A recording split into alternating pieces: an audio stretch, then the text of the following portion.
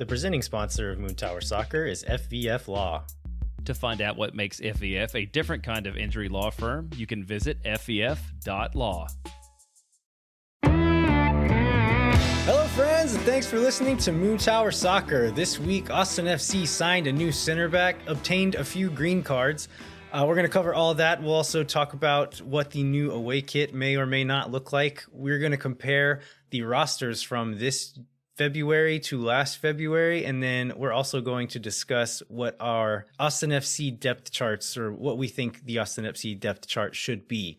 My name is Landon Cottom, and I'm joined, as always, by Mr. Jeremiah Bentley. Hey, everybody, I'm Jeremiah Bentley, and I kind of ruined the surprise of our guest, apparently, unknowingly, on Twitter last week. But I am joined by the one and only friend of the show and master soccer analyst, Chris Wellhausen. Wow, and I do want to note, I didn't write that intro this time, so pretty exciting. Nor did I write the last one, but anyways. Hey, thanks for having me back. Glad to have you.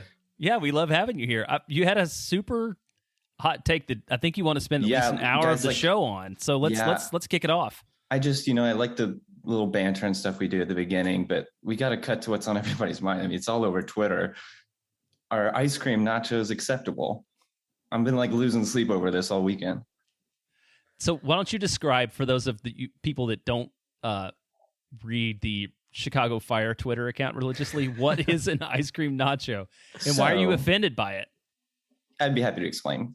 So a video came across my timeline somehow of the Chicago Fire promoting what I believe is new in-stadium treats, if you would call it that. And it was basically an ice cream sundae layered on top of, and this is an important detail, tortilla chips. Not sopapillas, not some sort of fun pastry resembling a tortilla chip, tortilla chips. And they called it ice cream nachos, and I retweeted it and accurately said, no club that's serving that deserves any level of success, and that our preseason match against them became very personal for me on that day. And I have to say, before y'all speak, I was pretty alarmed by some of the Austin FC responses in my replies. I lost a lot of friends that day. So I think it's the tortilla chip part is a little bit lazy. And Jeremiah, you had a suggestion to make it better. Yeah, I think you take a sopapilla chip, put cinnamon on it, fry it, and then it's just like an ice cream sundae on top of it. I think that could be magical, but I do agree. In its original form, it was awful, and I feel like there's a whole Midwestern odd food combination things that should never happen thing going on there too, that the ice cream nacho is just a part of. This is what happens when people are too cold for too long. They start getting desperate, their creativity is shot, and next thing you know, they're putting ice cream on tortilla chips like it's not a sin. And it bothers me. And I want to point out, if it was a sopapilla, I'd be super into that. That sounds delicious. But you lost me with tortilla chips. Were there people defending it? There was people, this is, I think, the line where people struggled, was they're what if it's cinnamon put on a tortilla chip? So it's salty, but somewhat dessertified. And I still say illegal. I say sure, but it's not. That's not what the Chicago Fire are doing. It's just a regular old tortilla chip. I'm not a big sweets or dessert guy, and so I posed this question to my wife, who is an ice cream enjoyer, and she was like, "Yeah, it seems fine with the chips." And then I said Jeremiah's idea, like some type of cinnamon sugar tortilla chip kind of thing, and she's like, "Oh yeah, I'm definitely on board with that." Wait, she was okay with the chips though? She was fine with it. She's like, I'm not excited about that. It was essentially just an ice cream sundae, but she just likes ice cream. So the chips weren't going to make her not eat the ice cream. I've got a number of a pretty good therapist in town if she needs it. And just text me after this. Okay, so speaking of ice cream, we've been hearing some rumors that the new Austin FC second kit might be the color of a favorite ice cream, which is mint chocolate chip, but without the chocolate chips, just the mint part. How do we feel about, we haven't got this confirmed, but we've heard it enough from enough various places that we think it's probably true, right? That we think it will be mint. So how do we feel about this? Are you guys in favor of a mint green jersey? First, it needs to be said that was the smoothest segue I've ever heard you do on the show. I literally was like, "Where's he going with this?" I'm totally down for a mint verde jersey. You know, I don't like this blue that's being tossed around. I know there's like this. Maybe it's a light blue, maybe it's a more of a kind of green mint color, and I'm really into the more green version. But if this blue, I don't get it all. It's got to be related to the brand colors for me to be on board. Well, I mean, mint in and of itself is no better or worse than white. I mean, I think that the other questions here are: is this going to be? Because there's Atlanta we think has one too. Like, are there going to be 15 teams in MLS who have a mint jersey? And then like, what are the other elements going on? You know, we had the shoulder stripes. Like, what does that look like? What's the cut? Do we get a collar? Do we get a button? Do we not get a button? Like, all those things are probably more important to me than the color itself. Although, just like with anything, it did lead to a Slack channel in Los Verdes called Los Mentos, and then a wonderful Mint Tower Soccer image that somebody put together that we tweeted out. So like the shtick I really appreciate. So I mean, I can see mint can be good and can be bad. I'm with you, Chris. Like, I feel like blue is not the way. It's too far off. That's not the way to go at all. So hopefully we haven't seen very much of that. Hopefully that's not what we end up with. So there's kind of a reason, like a lot of people would like to see more verde in Austin FC merch and in Austin FC jerseys. It wouldn't really be tenable for them just to have like a straight up green kit, right? Like the actual bright verde color that they use is probably a little bit too dark to be a second kit if our home kits are going to be black and verde like they are going to be. So it needs to be something lighter. I've seen this opinion online that some people think that the brand maybe needs to be a bit more established before they go kind of off the wall with this secondary kit. Do you guys buy that, or are you okay with kind of experimenting and doing something a little bit weird so soon? We're already the biggest and best club in the world in my eyes, so I don't know what they're talking about. But I don't know, maybe. I mean, I feel like we've already made a pretty big splash. I think it's all like kind of arbitrary after that on when you think we're big enough or worthy enough. Yeah, I don't know. So, Landon, you had a conspiracy theory of sorts, I think, about the club's latest ad. Do you want to go into that? Yeah, so there's billboards that have been put up around town, and then some stuff online, I think some like social media stuff as well, with kind of like a grayscale or like black and white image that says verde is more than a color. And my thinking is this is kind of like because these were put up in like early to mid January. And so about a month before it's rumored that these jerseys are going to be coming out, I'm guessing that the idea behind this verde is more than a color is that our new jerseys are not verde. And that, like, verde es un sentimiento, right? Like, verde is a vibe. And so it doesn't matter that the kits aren't verde. It's still Austin. Well, if it turns out it's that blue, I'm going to buy a billboard that says blue is not verde. And crudely do a Photoshop job that just slaps it up there with an angry face of mine. So, Chris, have you watched the any of the videos online the of this campaign itself? Oh yeah, I mean, I think I've seen like a couple teaser ones. Because if you look at if you overanalyze everything, like I've heard people analyzing the color of the shoes on players, like in the bottom right corner, the only thing that's not black and white there, and it looks to me more blue than verde.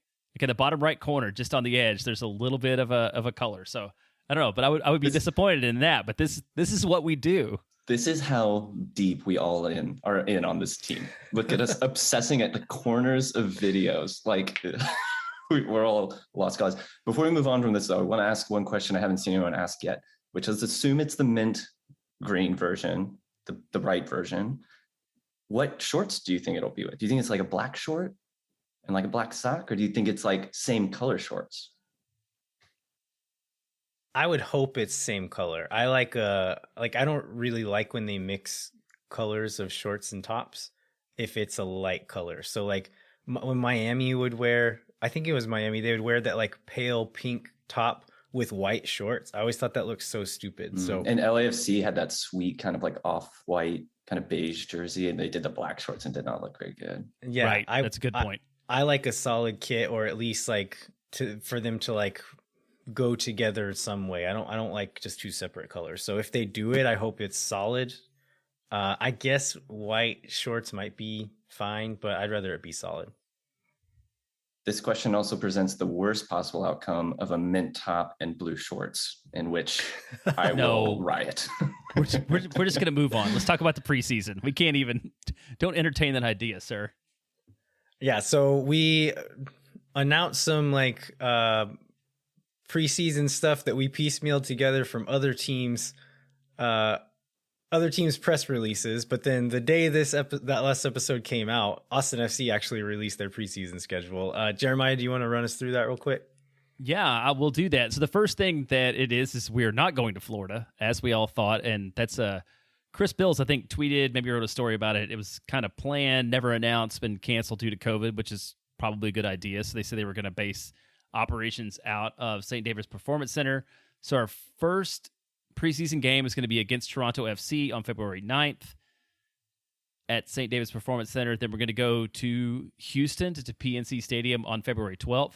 Thought it was interesting that the Austin FC website said that no preseason games other than Atlas would be open to the public, but then the Houston website said details to come on whether games are open to the public or not. So maybe we can go to Houston and maybe we can't. Who knows? Then we've got Atlas on February 16th in Austin, which is the one thing we knew for sure. And then again, we go back to St. David's Performance Center to host the Chicago Fire on the 19th. So that's what, 1, 2, 3, 4 preseason games we know for sure?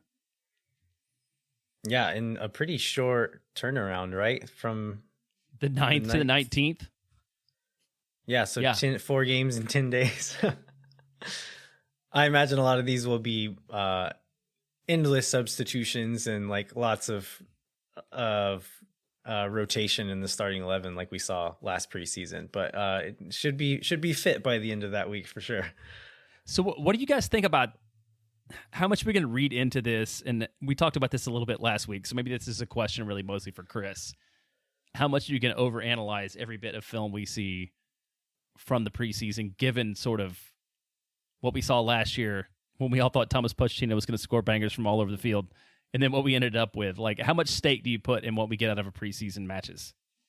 I say this as someone who equally overanalyzed as y'all did last season. I mean, I think on last week's pod, Lano was laughing at himself and like how he's like, oh, I think so-and-so will play in this position because he's shown here in this clip. And I was doing the same thing. He was basically texting me in that moment. But I mean, I don't know. I think it's nice to see just like how the connection kind of looks. I think like the one big thing that's really exciting about the offseason for us is it's our first offseason with this group and we kept most of the group. So you'd hope that chemistry is solidifying in a really good way. So I'm just excited to see clips of like good combination play and good communication and also just how our basically new set of strikers look, because no one's gotten more than like 15 games under their belt. Not even. I don't know if we have one striker that's gotten more than 15 games under his belt. So that's the only things I'm looking for. I don't take a ton of stake in them, to give you a quick answer. I think one difference this year is that last preseason, most of those games were against USL teams, right? And so whenever we were seeing these like highlight reels that the club was putting out of Rodney Redes and Aaron Schoenfeld scoring goals, we were like, maybe I was wrong about Redes. Maybe he's going to be really good. It's like, oh, it turns out he was just playing USL clubs. But I think we'll at least have a bit more context and like know a bit more of the level of these teams that we're playing, because they are all MLS clubs this year.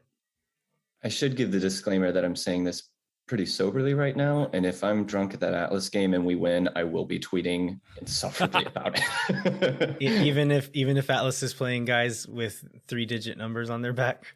I don't care. If we beat a champion, we beat a champion. So we're basically CONCACAF champions if we beat them, in my mind. Best team in the world. Never forget it.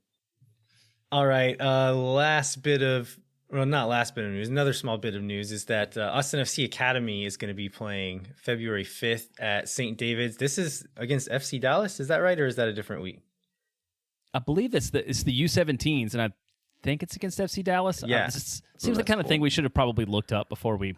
I'm almost positive, but we're going to roll with it. If we're wrong, yell at us on Twitter, but almost positive it's against FC Dallas, which is one of the best, if not the best, academy in the United States right now. So that'll be a fun little bit of competition. And then that little space next to it, the pitch is going to be open, isn't it, Jeremiah? Yes, that's going to be open. So the game's at 1, and that pitch, which is it's like 3 or 4 restaurants and entertainment area and stuff, is going to be open before. Capital P pitch. The pitch is what it's called. The pitch. So I think that'll be. Are you guys going to go? Like I probably will end up going. Like I'm excited about that. I think I'm more excited about watching the academy play at that field and kind of checking out that whole area and checking out the pitch than I might be watching random bits of video from preseason games. Going to academy games is kind of the one thing I haven't got to do yet that I really love about the game. Like I think clubs that support the academy really passionately is like a really big separating factor in my mind on the best kind of support in the world, not even just the country. And so I'm really eager to catch more games in general this year, but especially if it's against FC Frisco. All right, another big piece of news that came out today on Monday is that 3 Austin FC players got green cards out of nowhere. We weren't expecting this at all, but Rodney Redes, Jan Kolmanich, and Johan Romagna all got green cards recently, and it was announced today, so we went from -1 international spots to +2 international spots this morning. And then back to +1 this morning as well. They traded one of those spots to Inter Miami for $225,000 in GAM. We now have 1 international spot. Actually, first, I want to talk about this international spot we sold to Miami. I saw some confusion online about this.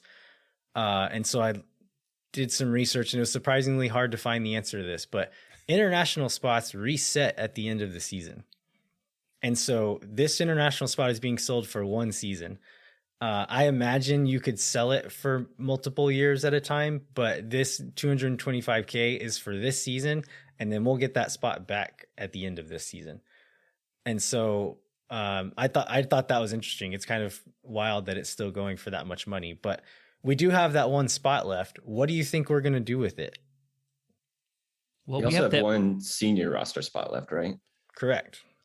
Right. So those seem like a combination. I mean, if it was me, I would sit on it till the summer and figure out where the biggest position of need was and then try to fill that. Yeah. There's a lot of other variables that could open up some cap space too. That could be a big signing if you needed it to be. That's a good point. But we also have that kind of like, we like a little depth at fullback. So I wouldn't be shocked if they have someone lined up that's maybe kind of a versatile player that can fit a lot of spots, but is primarily a fullback. There's a lot of those. So it wouldn't be shocking if they had someone in mind already and we're going to do it before the season as a last minute thing. I also saw some questions online asking what we might do with that GAM that we got from Miami for that international spot. And it's a complicated answer because it may already be spent more or less. Depending on how much we're paying the new signings and what the roster budget looks like, we may have been over budget and needed to make this trade in order to get under budget.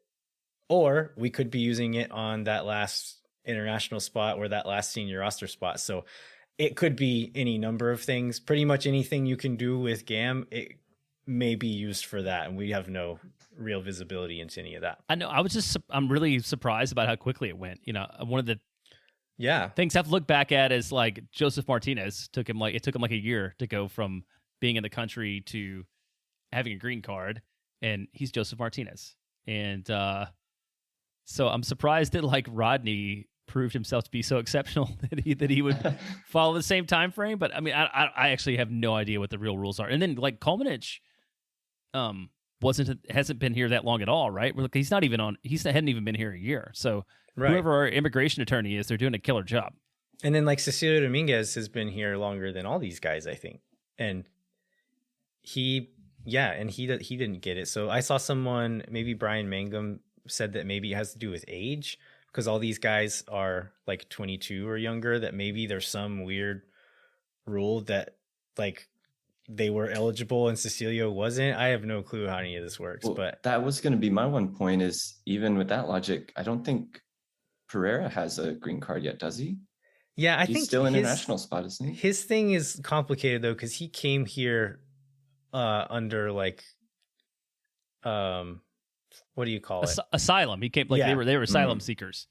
And so I could see how coming as an asylum seeker and then being in university, like maybe his situation difference, maybe he's going for like citizenship even, and I don't know, like I don't understand it all enough, but I know it's complicated.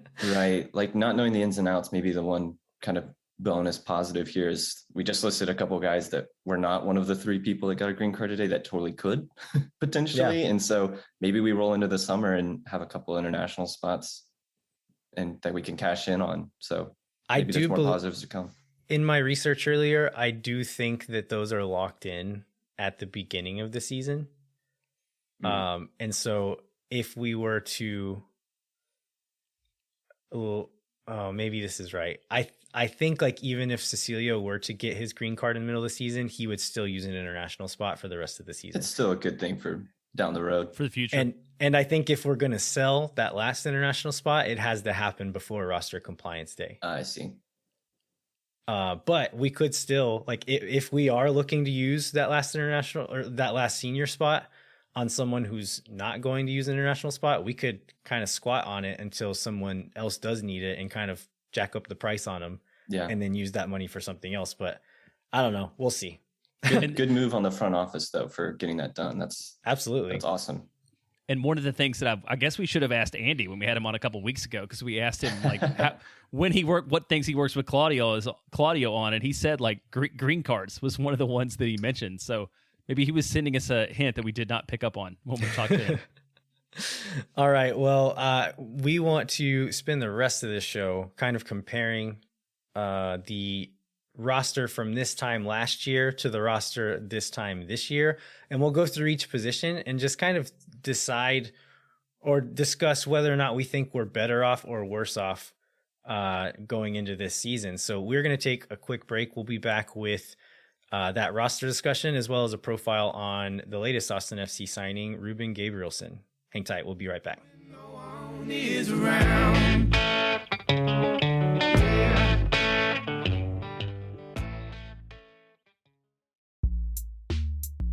Moontower Soccer is brought to you by our friends at FVF Law, the official injury lawyers of Austin FC. FVF is a different kind of personal injury law firm dedicated to community, transparency, and client education. You can go to fvf.law to find out what makes FVF a different kind of injury law firm and why understanding your legal options can dramatically change the outcome of a case. Once again, that's fvf.law. All right, we are back and we are about to compare February 2021's roster with late January, February 2022's roster. We're going to start off with goalkeepers here. So, Jeremiah, run us through last year's goalkeepers. Yeah, I'll do that. First, I want to give Chris credit for the outline of how we're doing this. We're going to build from the back. Yeah. On this show in a very Josh Wolf kind of style. But sure, if we look at February 2021, we had, I'm just going to go in order of how I thought the depth chart was going to be here. So we had Andrew Tarbell, Brad Stuver, Brady Scott, and Noah Lawrence. In 2022, we have Brad Stuver, Anders Tarbell, and Will Pulisic. So I think beginning with that, be a very different number one goalkeeper from 2021 to 2022. So in February 2021, how are we feeling about that goalkeeper pool? We're a little nervous, right? A little nervous. I remember thinking Tarbell was the locked-in starter, and I remember Taylor Rudolph convincing me Brady Scott was the second coming of Zach Steffen. And none of that proved to be true. Well, we had this talk with somebody from Austin FC. I remember Andrew Tarbell showing up at a preseason party, and everybody taking a picture with him. Was like, guys, that's the starting goalkeeper for Austin FC right here, and that turned out not to be the case. And we had a backup about this time last year. We had backup goalkeeper Brad Stuver on our podcast as well. Yeah, but I mean, during the year, I feel like Stuver definitely. First, I didn't really believe the goalkeeper competition was a real competition until we got the starting line for the first match. And then once we saw I feel like everybody understood what it was that Josh saw that led him to be the starter. And then I felt like the one game that Andrew Tarbell played, everybody understood why Brad Stuver was the starter all the time too. I don't know what perspectives did y'all have on that? I mean, honestly, just after the first couple of games, I was pretty on board with Stuver because he made, like, in the first game against LAFC, he made some crazy saves already. So it's kind of like, I don't think anyone was really curious to see anything else until he stopped, and he didn't really stop most of the year. So kind of solidified early on for me. Yeah, so changes here. We had Brady Scott was on loan to USL all last season, didn't really play much there, and did not have his option picked up this year. Will Pulisic was a trialist in the preseason last year and ended up getting a contract before roster compliance at the beginning of the season. So we're pretty much going in with the same real core this year as we had at the start of the actual season last year with Stuver, Tarbell, and Pulisic. I know it's the same guys, but I would imagine we probably feel a bit more confident about this group, even though it is the same people. I definitely do. And I think I haven't seen a lot of people talk about this, but we forget because he was so good. That was Brad Stuver's first full season. Like, he may be a bit towards the twilight of his career, but you'd imagine he could make a big leap up, especially like there's a few like kind of simple mistakes just playing out of the back where he was maybe overexposed or just caught in a bad position and didn't make the right choice that led to a goal. But you'd have to think that could get ironed out a lot after a full season under his belt in the system. So I'm excited to see how much better he gets this year, which is kind of a crazy thing to think about. Yeah, Sorry, go ahead, Jeremiah. So I would definitely count me on the upside on that. I feel like a lot of maybe some things he need to work on will be helped out by the next position group that we talk about too. Yeah, so center backs. Last year we came into the season, or at this point in the season, at the preseason, we had Matt Beasler, Julio Cascante, Johan Romagna, and Freddie Kleeman. So how are we feeling about this position going into last season? I knew from the start Kleeman was something special. I think everyone else, including Josh, is still figuring that out. But no, I remember this was a big point of concern. I don't remember. I think it was probably with y'all, but I remember being like, are we going to sign someone else, or is this the group? Like, it's just a lot of gambles, and kind of proved to be a gamble. Well, how did y'all feel? I feel like the opinions of Beasler going into last season were widely varied. I was a Beasler fan, not only because he made a great Austin FC intro video where he did his Matthew McConaughey impression, but like I felt really good about having him. But I know a lot of people were really concerned about having basically that guy as our number one center back, and I feel like he got characterized as our like Austin's Walker Zimmerman sometime as like the steady center back for an expansion club. Well, I was nervous about Beasler, and I was right, but for the wrong reason, if that makes sense. I was concerned he wasn't going to be able to go a full 90 all the time and wasn't going to be able to play regularly. That was entirely wrong. He played, I think, 90 minutes in almost every game, if not every game he played. He missed one game because he had a kid and didn't travel to that one game. I think that's pretty much all he missed until he went out with a concussion. And so he did miss a lot of time, but not because he's old. It's because he's got a concussion and has had concussions before. So I think I was maybe proved a little bit wrong by Matt Beasler, but going into this year, we do not have Matt Beasler. And kind of, I think one thing going into this season, kind of what we're looking at for 2022, Johan Romagna made some pretty big steps. Definitely. Towards the end of the year. He was still, I've been pretty vocal about the fact that I don't think he's a finished product and still needs to get better in order for us to be an actual good team with him on the field. But he was so much better at the end of the season than he was earlier on in the season. But we were all of the opinion that we needed to fill a pretty big hole at center back, because going into a season with Cascante and Romagna as the starters, although they looked better towards the end of the season, we're not going to do any real damage in MLS with those two guys at the starter. So we got some help announced today. We talked about this guy on the show last year, but Ruben Gabrielson. Did I say last year? I meant last week. Yeah, I was like, what did y'all know? Ruben Gabrielson, he is a 29-year-old Norwegian center back. He broke through at Lillestrøm in Norway at 17 years old. Then played there for a few years, ended up at Molde from 2014 to 2019. They won the league and the League Cup in 2014. And then for the next few years he was there, I think they got second place twice, and then were in the top 5 the other few years. So a really successful run there at Molde. He signed at Toulouse in France in January 2020 on a free transfer. They were fighting relegation that year, so he was kind of brought in to help them avoid relegation. It didn't work. They were relegated. And then for the next year and a half, he was one of the co-captains for them in the French second division. They almost got promoted one year, and then the next year, so he ended up getting loaned to Copenhagen. And at first we weren't really sure why that happened. Looking into it a bit more, it seems the prime cause of this was his salary. Toulouse, I would imagine they were used to having that league money.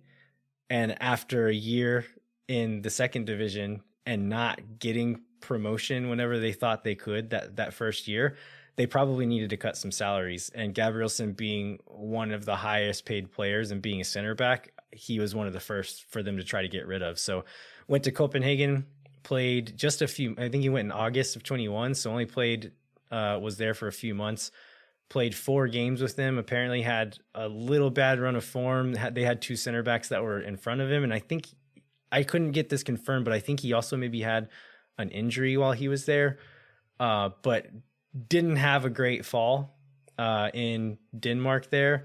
Was sent back to Toulouse after that loan ended, but Toulouse still can't really afford him, so they're looking to get rid of him. We found out the other day that Toulouse and Gabrielsen mutually ended the contract to let him just be free to go. So instead of trying to negotiate and get some money for him, they just said, just leave so we don't have to pay you anymore. Austin FC stepped in, signed him as a free agent, and he's the newest Austin FC player. So I've seen mixed reactions to this, and I think you two both kind of had similar reactions. So do one of you want to kind of tell us what that reaction was? Well, I want to say I thought we had a similar reaction until Chris watched his social media posts, and then suddenly, his videos are so good. He's so funny. You have no commitment to your principle. Chris was like all angry about this, and then the guy tweets twice, and then Chris is like, "He's my favorite player now." Guys, I don't know what I need to do for you to understand. I'm a fickle, emotional man. It does not take much for me to change my opinion. Yeah, I mean, I'll start. I think that this is a move that makes the center back position better, and I think we'd have been in a world of hurt if we'd have gone into this season with Cascante, Romagna, Kip Keller, and Kleeman. And so, I think this makes us better. I feel like there were other moves out there that could have made us more better in a very technical term. So I feel like there's a list, right? Like we've heard, there's, because the way MLS works, you have to be working multiple deals at a time. And I feel like this is the 3rd or 4th guy on our list that was the deal that we could make and bring across the line. And I just am disappointed a little bit that knowing since mid-season last year that we're going to have to replace Beasler, that we didn't find a person that was higher up on that sort of priority list in order to fill this spot. So, Chris, we were talking yesterday, and you said that this feels like a bit almost like a lack of ambition by the team. What do you mean by that? So I put out that I thought it was an uninspiring signing. I think the word I used. And I think a lot of people misinterpreted what I was saying as, I don't like the player. I don't think he's going to be good. And that's not what I mean. I see reasons that they use to sign him. He's athletic. He can play with both feet. He's experienced. He's got a lot of the traits we need in a center back. And I agree with Jeremiah. I think he's a step up from what we've got. My issue is this was the first thing mentioned in every interview on what we were focusing on this offseason was the center back position. This was the obvious hole. I mean, we had one of the worst defenses in the league last year. So to me, signing someone that is in a league of a lower competition than MLS, in my opinion, even if he's the best one there, which he's not rated as the most valuable center back. I looked into it in that league. doesn't feel like we went in and said, we're going to knock this out of the park. Like when I think about that kind of signing, I think about when Minnesota had a horrible start and they signed Iko Para. Or I think about when, Seattle signed one of the top center backs in Argentina to replace Chad Marshall. Like those are big signings. And I know Phil West just wrote an article about like, it's like this notion of like lacking ambition is a tricky thing to say. I don't doubt that the front office has ambition, and the team collectively has ambition and wants to win. I just think a good front office, their job is to go make tough deals happen. And while we don't know what deals were possible or what they shot for and what they missed on, this seems to me like we knew we had to improve in a big way in this position. And we took another gamble after a year where a lot of our gambles didn't work. And we finished near the bottom of the table with a bad defense. So I hope he's good. I think he could be good. I love his Twitter so far, but I just think there's a lot of risk in this. So Chris, my counter to that is those deals and that negotiation, a lot of times the only way to better your offer is to give more money. And there is a literal, we don't know what this number is, but there is a literal cap that Don Garber will say, you cannot get this player for more than this amount of money. And so it's not like they're not like, it's not real money. This is Garber bucks they're playing with. So it's not like Anthony Precourt being cheap. So that's my question about the ambition part of it. Like they're not going to get a cheaper player than what they think they could get because of they're not being ambitious. So like I would argue like I think Jeremiah is probably closer right that they had a list and the top 3 or 4 guys fell through and this guy was number 5, but I don't think that means they're not being ambitious. I think that's just what was available. Yeah, I don't want to be stuck on the ambition thing because I don't think it's totally that. But I think the tough part about this is MLS, probably more than any league in the world, operates behind a closed curtain with a confusing rule book to even get to the curtain. Yeah. And no one knows what they tried to do. No one knows even how much money their Garber bucks they're working with. We just have to assume. But what I do know is last year our defense was bad. We did poorly as a team. This was the obvious, outspoken thing we need to fix. And we signed a player that I consider to be like a lower profile than I've seen a lot of teams with ambition, if we want to throw that word back in, but like a lot of well-run teams make big signings. I mean, maybe a quick comparison is the Crew today signed a free agent who is valued 4 times Gabrielson on transfer market, and he was a free agent. He was available. He's playing in Champions League. Like there are other guys available that probably aren't a huge step away from his salary. He was also playing in Champions League with Red Star Belgrade, which the Serbian league is not very good. A valid point, but you get what I'm saying here. Like still 4 times the value, an international player. Like it just, I think if we're trying to, there's no way to know without assuming a ton of stuff, and we don't. So all I can take is the face value that we signed a League 2 player that doesn't have a ton of experience at a level I consider higher than MLS. And while he has a lot of traits I can get behind, and I hope he does really well, I just think it's another risk that we're taking, and we're hoping he works out. And I don't know if this was the time or the position to take a risk on. So one question I wanted to ask y'all is Leo Väisänen was being rumored there for a while, and the report was that Austin didn't offer enough money, and that deal fell through, and he ended up re-signing with Elfsborg. Would you have seen that move as uninspiring or unambitious? I felt like there was more. No, I would not have. Focus. Well, one. I mean, I want to go back to the age. Like, if I'm going to sign somebody who's like not played in this league, that it has, he's a starter in a league that's relatively equivalent, and he hasn't played in MLS. Like, I'd rather take a shot on a 23, 24-year-old guy than a 29-year-old guy, because Gabrielson is like the player he's going to be. So, if I'm going to sign an unknown commodity, I'd rather have like some upside potential to it. I disagree a little on the age thing, but I do agree that I wasn't psyched about the, how do you say his name? Leo Väisänen. Väisänen.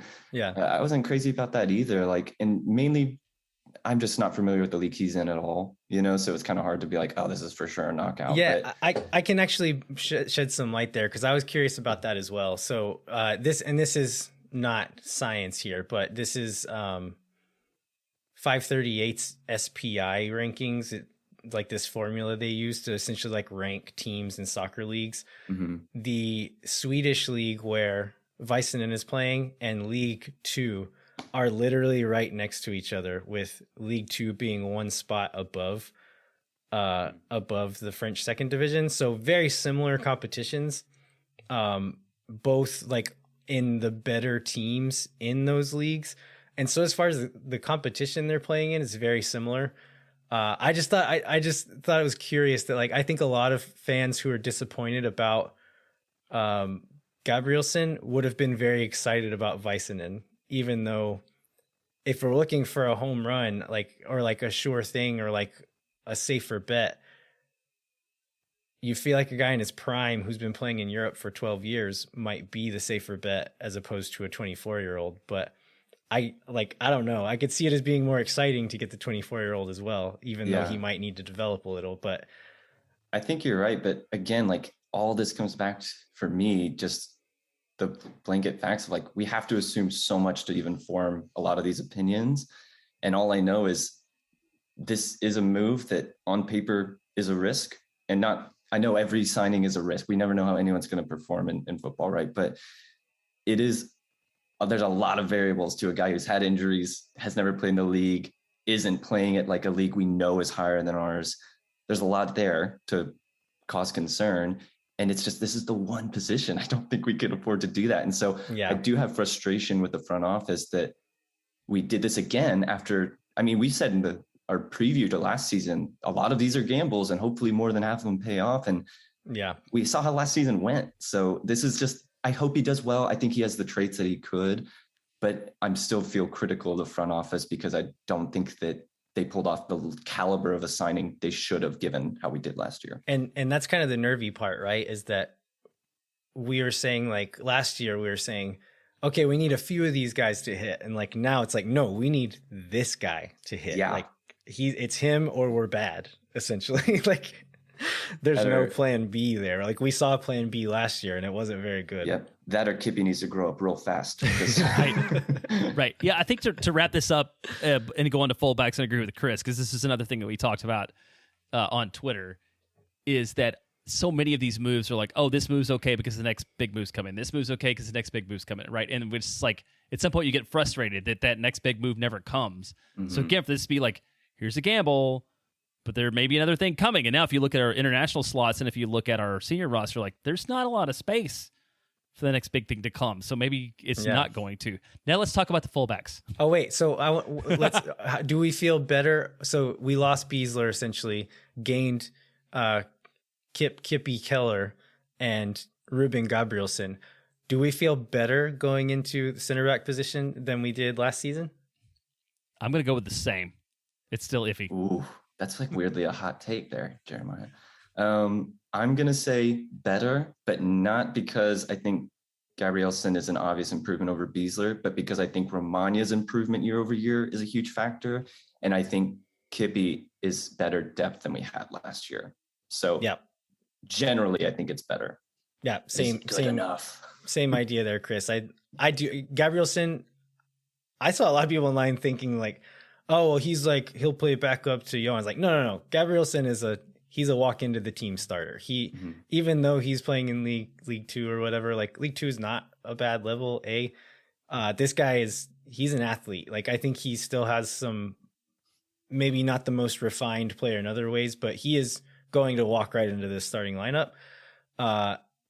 And like the depth, we had no center backs by the end of the year. It was Kleeman, and apparently the coaching staff did not trust Kleeman to play any real minutes because they kept playing Ring at center back in emergency situations. So, just the fact that we have more than two of them this year is amazing. So, okay, let's go to fullbacks. So, went into last season with Nick Lima, Ben Sweat, Aiden Stanley, We weren't sure if this was the case, but we found out that Hector Jimenez was going to be a fullback and not a midfielder. And then Jean Kolmanich was the late addition. I think he showed up a week or two before our first MLS game. So how are we feeling about fullbacks last year? I think pretty good, right? You felt pretty good. I mean, we felt like Ben Sweat was a reliable MLS quality minute eating kind of left back. And I think everybody was, I actually went back and listened to this every once in a while to try to keep us accountable. And we were all pretty excited about Nick Lima at right back and felt like maybe at this point in time, well, I think Landon, you said Nick Lima and Cecilio Dominguez, the only two players on the roster, they're like nailed on starters no matter what. So I think we felt really good at fullback going into last year. Yeah, I remember feeling good. I mean, that what you just listed off is good depth. Yeah, I remember feeling pretty confident in how they built out across the board at fullback position. So coming into this year, so Aiden Stanley is gone. Ben Sweat is gone. Currently on the active roster, players with contracts, we have Nick Lima, Jean Kolmanich, Hector Jimenez. We have Charlie Asensio, who is one of our draft picks. He is currently considered a trialist. He's essentially going to be fighting for his roster spot in camp. How are we feeling about this fullback group coming into the season? Honestly, worse. Because, and hopefully this last spot is going to be used to some degree on a fullback. But to me, this screams we're one injury to Jimenez away from being terrified every game, because then we have no backup. You know, I mean, I'm more worried about him getting injured than our starters, because he's kind of used as this can play both sides so easily. Like, if he's gone, what do we do? Are we going to have to play Lima and Kolmanich every time, especially after Wolf seems kind of hesitant to trust certain young players with minutes? Like, I'm pretty nervous about the depth at that spot. Yeah, I think the big unknown at this spot is a guy that keeps ending up at people's fullback depth charts, and that's John Gallagher. Like, he had one game at right back, right, last year. Yeah, no, he's played right back at a couple of other spots in a couple of other leagues. You know, so do we think that he's fullback depth going into this season? And do we think that if he's going to be, like, there needs to be a commitment to putting him there, right? And having him train with the fullbacks and be a fullback all the time? Or is that just like one of these fan constructions because we don't see anybody else that can play that spot right now? Gallagher did some pretty exciting stuff going forward in that game, and had some good defensive positioning, but he also got ragdolled a few times in that game. And so I don't know that he's a physical enough presence to be there consistently. Could he fill in a pinch? Sure, but I wouldn't feel very good about him being the number one choice for that depth. I think how I'm going to feel about fullbacks in general is what signing happens between now and the FC Cincinnati game on February 26th, because I think our starters, I'm confident in them. I like Nick Lima. Mm-hmm. Jean Kolmanich improved over the year. I think he's going to turn into a really good player. Jimenez was at certain points we thought maybe Jimenez is our best right back. I still think it's Lima, but Jimenez was good. But the depth is scary. So we'll see how Charlie Asensio does. I think that spot is there for him to earn. If it's not his, they'll sign someone. But I think we definitely need some depth there. So I don't know if we answered this better or worse than last year. Well, Chris answered worse. Worse. And after this discussion, I can't help but feel the same. I mean, we have one fewer quality MLS level player that we had going into last season. Yeah. All right. Well, we'll find out soon enough if we feel better about it. But we were all so optimistic last year. And now we're like, we're so burned by by 2021. Sounds like we're doomed. Shivering and can't make eye contact with anybody. All right, moving into the midfield. So last year, and this is a little bit nebulous, so who we thought were going to be midfielders, Danny Pereira, Alex Ring, Ulises Segura, Diego Fagundes. Is that really all? Did we not have anybody else? And Tomas Pochettino. Mm-hmm. There we go. Is that really all it was? And we're not counting Driussi since he was a mid-season signing. Yeah, we didn't have he wasn't here. Yeah, we're going preseason last year.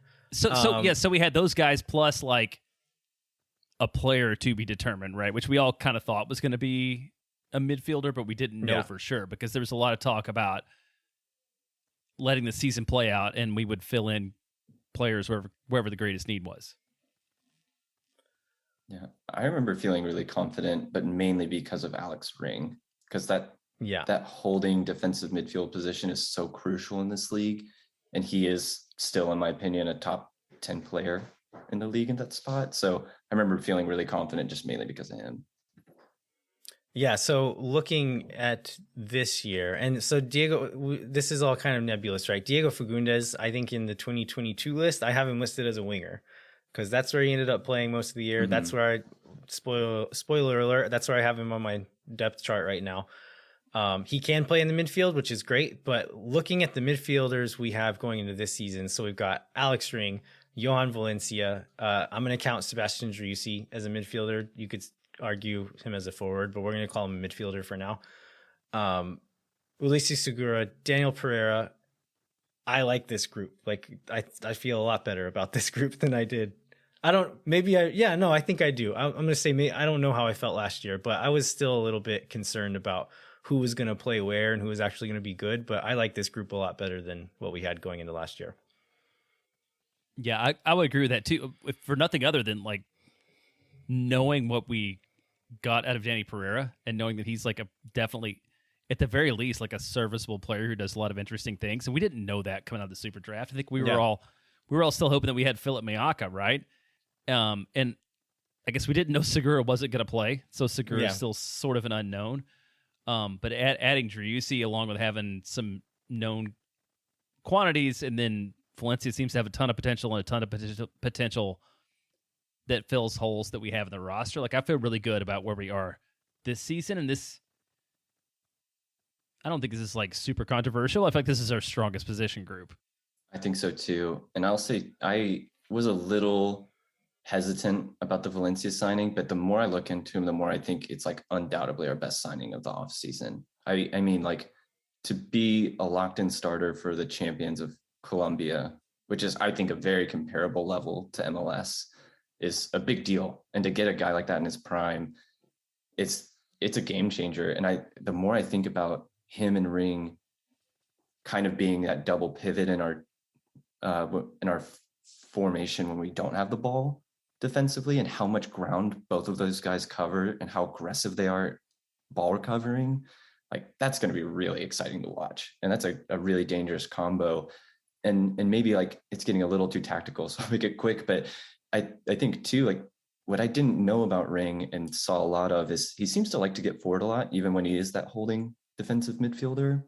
He likes to get up and be a part of the action. From what I've seen, Valencia seems more like he likes to sit back and play defense. Like he's less eager to get forward. And I think that will help our center backs a lot if that proves to be true. And I think it'll help Ring and Driussi just go cause a lot of havoc. Like so much of our game is about transition and ball recovery and counter pressing. Like if Ring is forward and counter pressing with Driussi, like that's going to be cool. And to give them that much freedom that I think Valencia will is going to be an upgrade that I didn't maybe consider when we first signed him.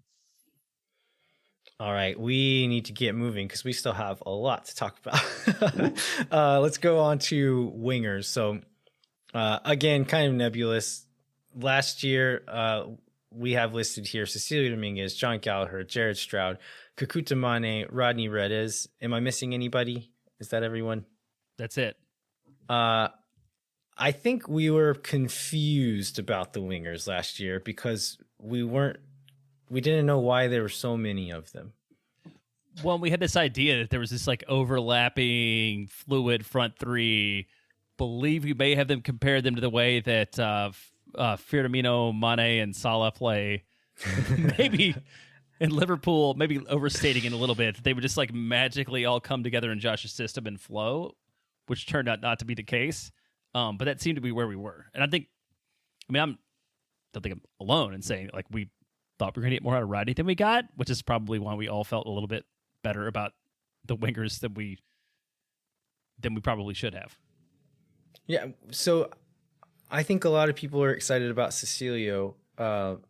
I was like a little bit hesitant to be excited about Cecilio because I watched a lot of his games in Paraguay when he was on loan with Guarani. I think that was like played true in the season. The Cecilio was a little bit hot and cold. Granted, he played out of position most of the year. I have like relatively high hopes for Cecilio this year. I think he can do some pretty big things, being not having to be the guy and playing in his strongest position game in and game out. Looking at this group for 2022, I'm going to put Diego in this group. So Fagundes, Dominguez, Ethan Finley, John Gallagher, Rodney Redis, Jared Stroud, and we also have Ulysses Segura who can play in that position as well. I'm feeling better about this group. I still wouldn't say I feel like amazing about this group, but I think it's a stronger group than what we went into last season with. Yeah, I think I feel the same as last year because, like Jeremiah said, like I had higher hopes for Rodney than he proved to show. But my big thing with the wingers is, I think not just the production from the wings, but really maybe our ceiling as a team depends on Cecilio, and if he steps up and is more comfortable and more productive in his natural position, because we need him to be a game-changing DP, and he rarely was last year. So if he can become that, our ceiling goes up quite a bit. And how I judge maybe that position goes up quite a bit. But if he can't, we're going to have to, I hope we shuffle in the summer and fix it, because you just can't waste that spot. And I think we've talked about this before, but one of the things that makes us better this year is the fact that basically Jared Stroud is our Kakutamane, like we added Ethan Finley, so like everybody slides down one spot. So we're definitely deeper. I think to Chris's point, the question is like, do we have the high end talent to be a lot better? I don't know. It will be seen, but we're definitely like it's a way deeper wing core than it was going into last year. And that's kind of a good comment on the team as a whole. Is I think our depth is some of the best in the league, but is our starting 11 good enough? Right. Who knows? Yeah. Finley gives me some more confidence in this category. Not necessarily because I think Finley's going to be amazing, but he's just another guy you can put on when you need to, who is going to be like okay at worst. And we didn't really have that. We had seen our options and most of them were bad. And so taking one of the wingers off who was doing okay, you were putting on someone who was equally bad or worse than what we had. And I think we have more options this year. Let's move on to, sorry, go ahead. I was going to wrap it up. I think in saying that we should not expect to see significant minutes from a Manny Perez type based upon the wingers that we have this year, which is the best summary that we can have of our depth. Well said. We'll do this on another show. Maybe when we finally get to our over-under game we want to do, but like minutes for guys like John Gallagher and Jared Stroud, I think that would be an interesting thing to explore. So on a future show, move on to strikers. Last year, Danny Houston, Chris's guy who thought he was going to score all kinds of goals last year, and Aaron Schoenfeld, the first player to not get green smoke from Anthony Precourt. So from a quality and depth perspective, I think everyone was pretty negative about this group, or at least nervous about this group. And we were not nearly as nervous as we should have been, because it turns out we were going to have just no strikers. We're going to try it without any strikers all year. You sign as a striker, immediate knee injury, you're going down. And so I think going into this year, we have to feel better about it, right? We've got Moussa Djite, Danny Houston, Maxi Urruti. So Houston looks healthy, looks like he's back and ready to go. Maxi Urruti, we've talked about him quite a bit on the show. A good option to at least push Djite for that starting spot. And then hopefully Moussa Djite with a full preseason, some time to just feel more comfortable with the team. Hopefully we can see him fulfill his potential. Any arguments there? Do you feel more positive here? I've got two main points with this, and they're pretty simple and obvious. One is the bar is literally set at one goal from the striker position last year. Like, and that guy was on neither list, right? Are you talking about? Yeah, Djite. Yeah. I was thinking of Djite. I was thinking of Mackenzie Gaines. He was I guess then if you count floated that too. through, and then so we got two. Yeah, but if if we can get even 10 goals between the three of those guys, which is a low bar by this quality of players we have in that list, think of how many points that would have recovered for this past season. That's like, that could be a real difference maker, let alone allowing the other people around them to play in their natural position. So I think that's encouraging and automatically makes it an improvement. But I really want to point out, because this is like maybe the deepest corner of my MLS roster building nerddom, I think this is a position I rarely see built correctly on a roster, in that strikers' mentalities, they're just judged differently.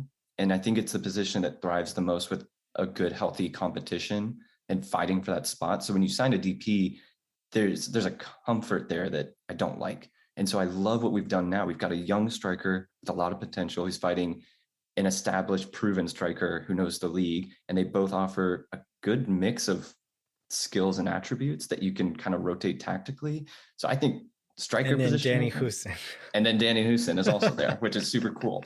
I think Austin fans should prepare themselves to see Danny Houston in these preseason games, because it's going to happen. He's going to get a run out at the very least.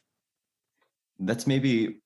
Okay, wait, really quick detour question. How many preseason goals would Danny Houston have to score for you to want him to be our starter on day one? Well, I think he had 5 last year, so more than 5. I think he'd have to score 20 for me to be in that boat. But if he does it, I'm open to it.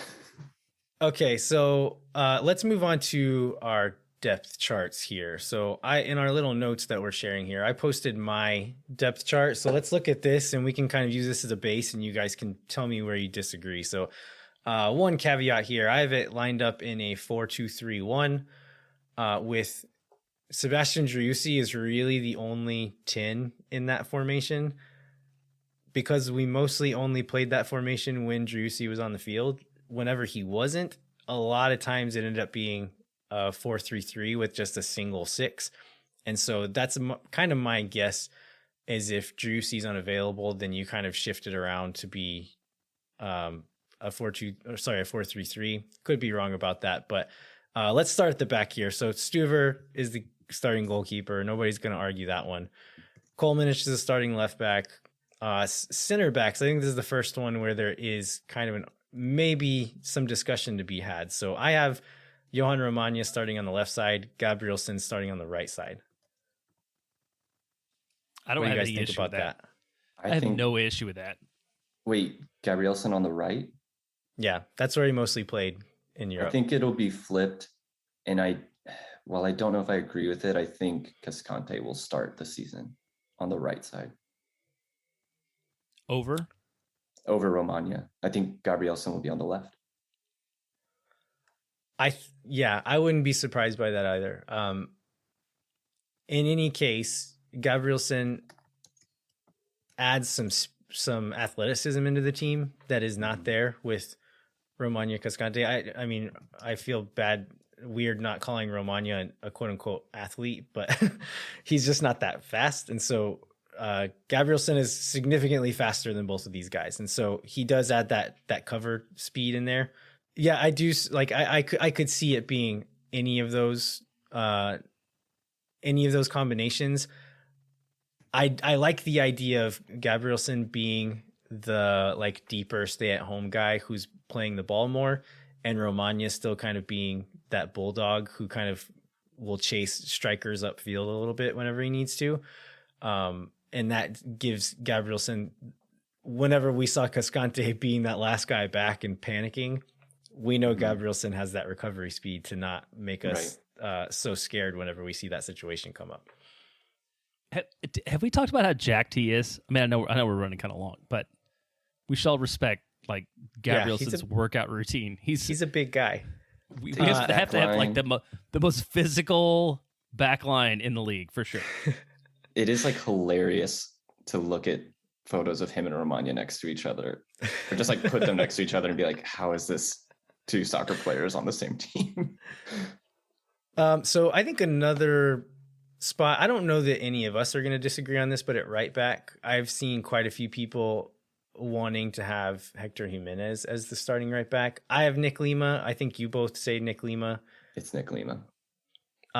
Jimenez showed a lot of strength going forward, some really good chemistry with Diego on that right side, but he was a little bit exposed defensively at times, whereas Nick Lima is pretty solid defensively and is talking about athletes. I would consider Nick Lima probably the best overall athlete on the team as far as just like a balance of speed and strength. Jimenez is not that. He does well going forward, but there are some times when we needed some physicality in the back and he didn't have it. So for that reason alone, I think Lima gets the edge.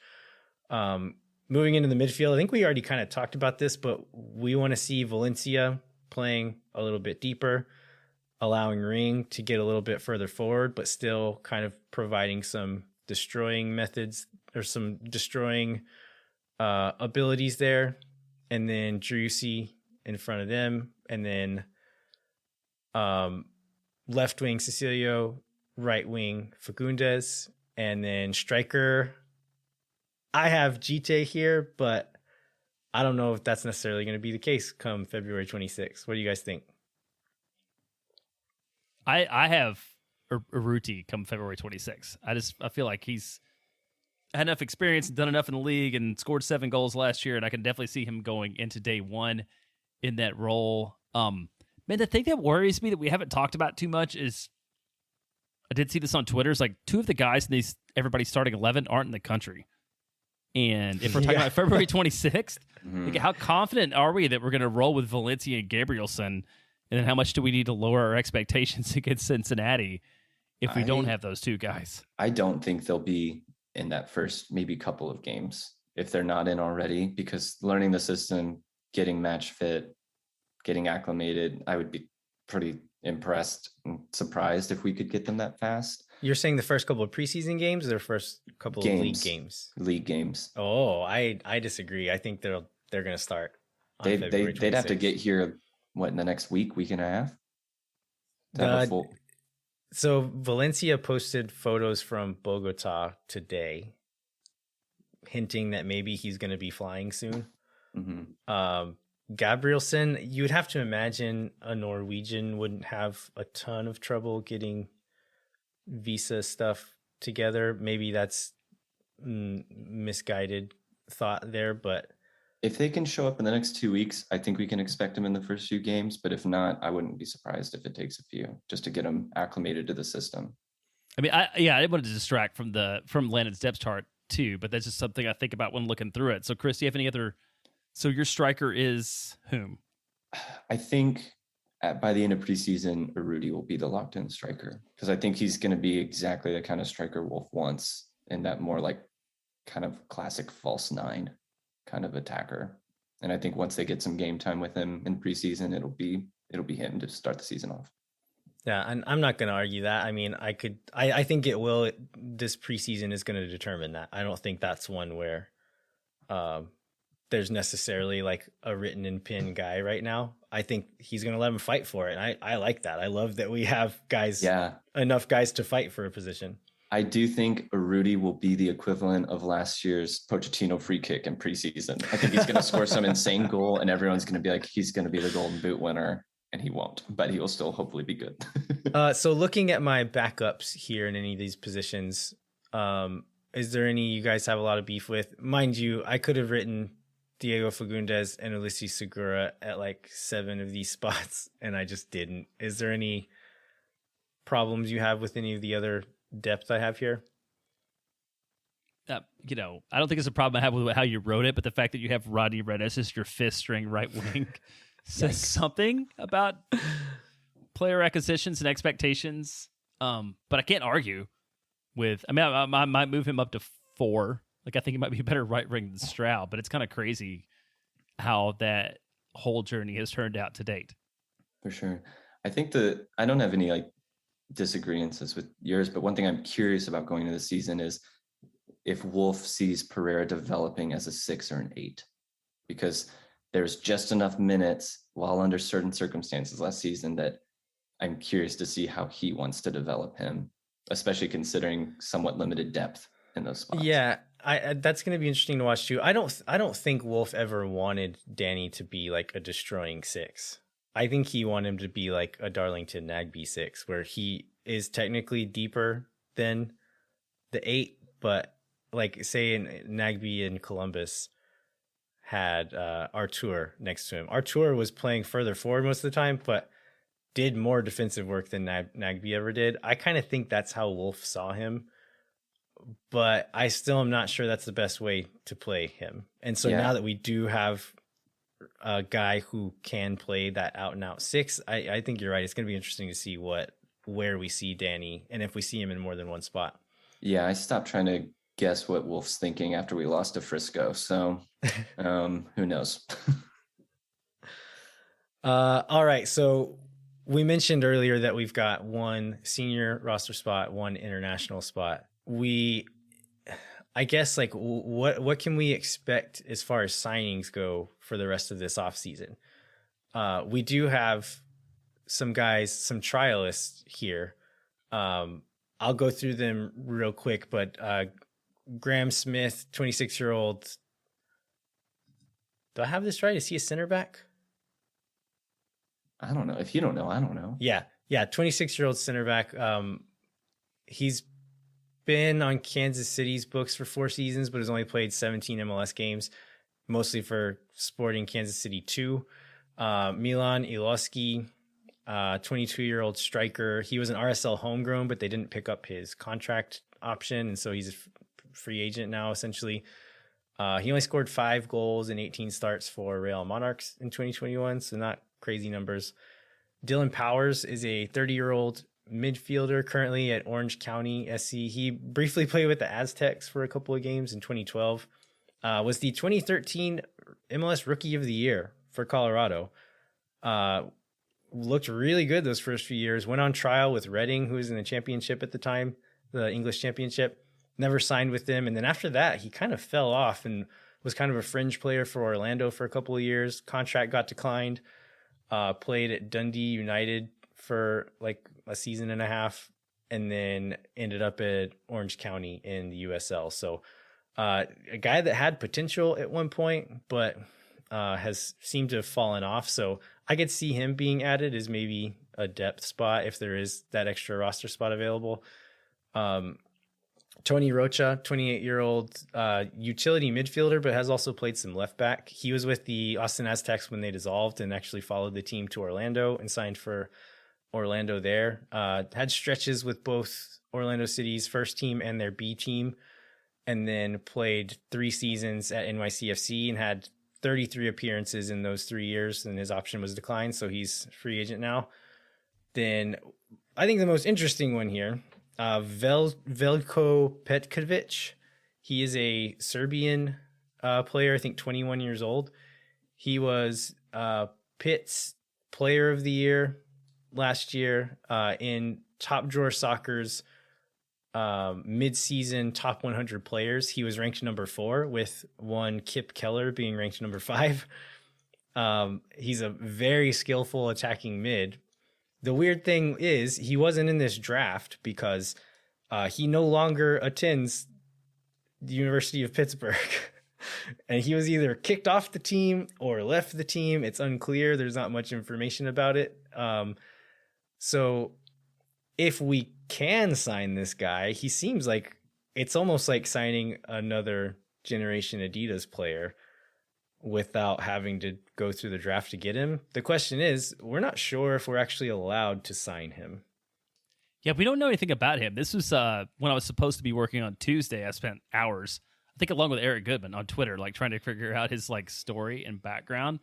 And you're right, there are multiple articles about how he left the club, and half of them are like, oh, he was dismissed, and then half of them are say that he chose to leave and go somewhere else, and then therefore the club dismissed him. So I don't know what his contract situation is, but the highlight videos that he had from college were pretty incredible. Like, and if there is a way to get him on the roster and there's not some evil backstory, he seems like the most intriguing signing of all the trialists. I couldn't find any info about like what the rules are about this. So in say like the NFL, it's actually written into the player's CBA that a player essentially has to go, a college player has to go through the draft in order to be given a contract.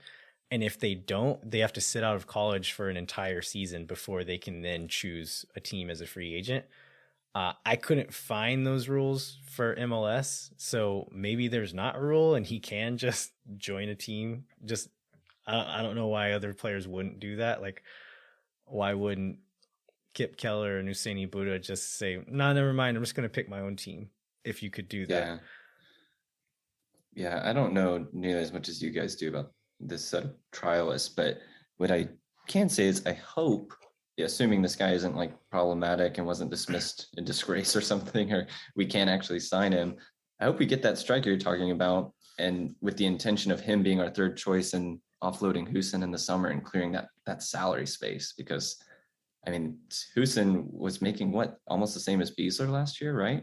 So I mean, that could, I think so, yeah. That could free up a pretty big spot to bolster our roster. And that's kind of who you would want as a third string striker, right? Like a promising, somewhat unproven young player. So that's my only opinion on it.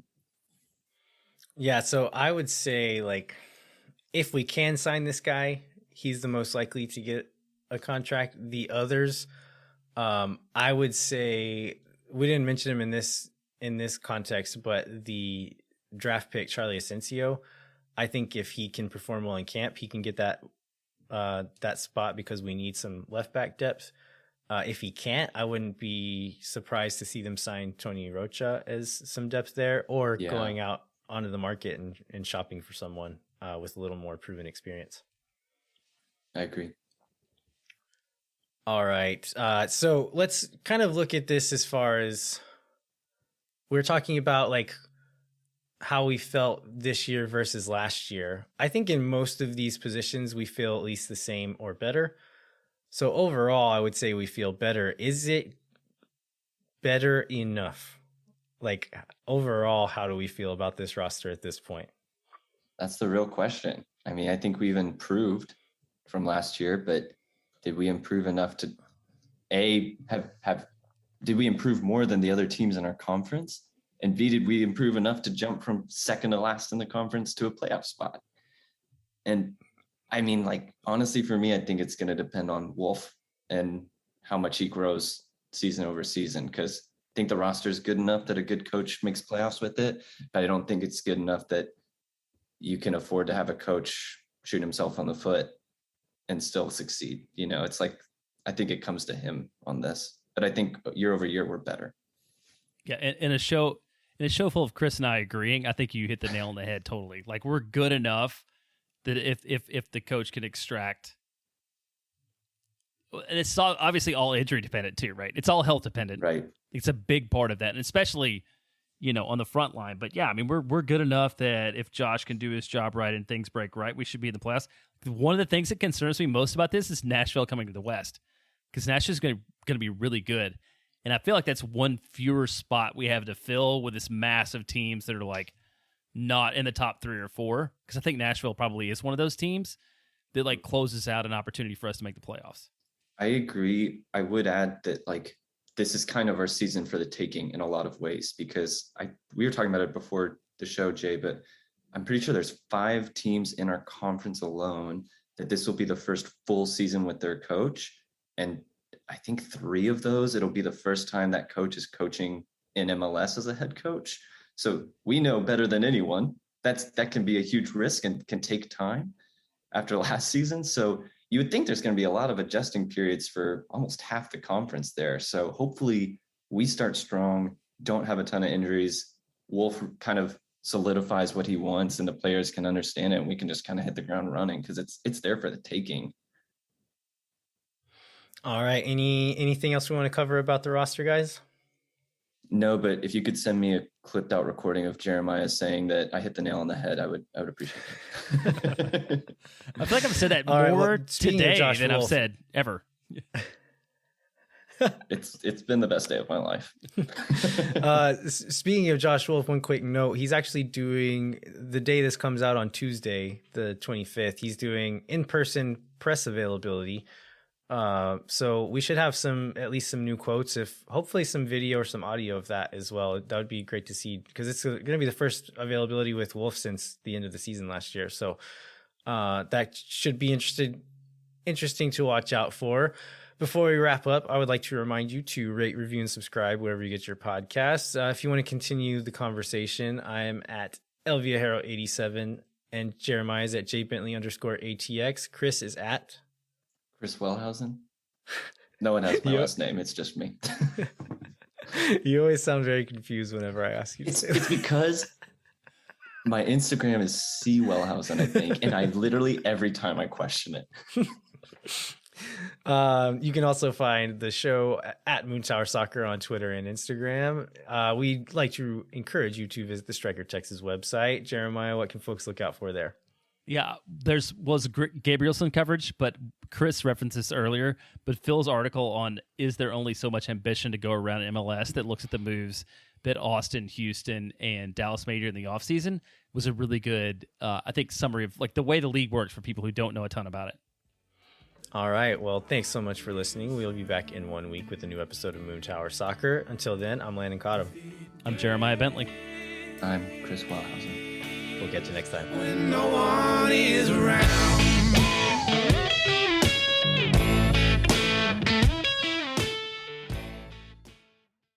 Muchas gracias. Bye bye.